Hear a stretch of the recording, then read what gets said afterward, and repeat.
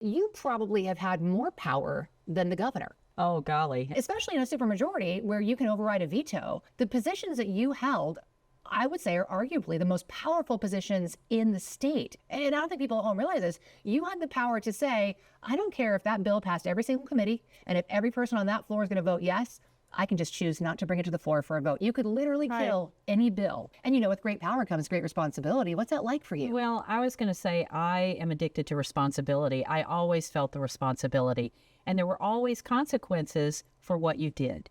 Toni Atkins is one of the high-profile Democrats running to replace California Governor Gavin Newsom when he terms out next year. She lives in San Diego. She was previously Speaker of the California Assembly and the leader of the state Senate.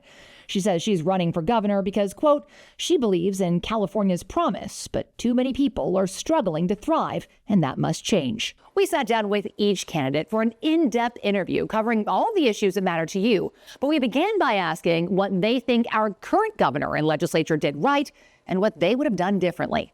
That's one question with Toni Atkins. When the Republicans and when President Trump asked Texas to find seats, Gavin, our governor, did not miss a beat. He's going toe-to-toe on this with the redistricting. And while I think California is the gold standard of the commission, and we will have to go back to that, I believe that he stood up for California values. I'm a rule follower by nature. My spouse tells me that. My family's all military. But at the same time, I really think everything is at stake here. An abortion ban across the country.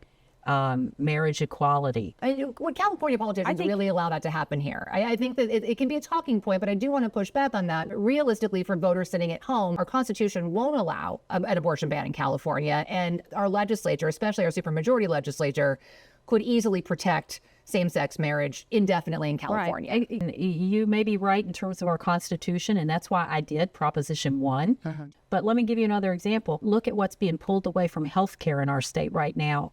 That's huge. The two biggest drivers of affordability for everyday people is housing and health care. What the governor did well, you think, is redistricting. I do. Any missteps?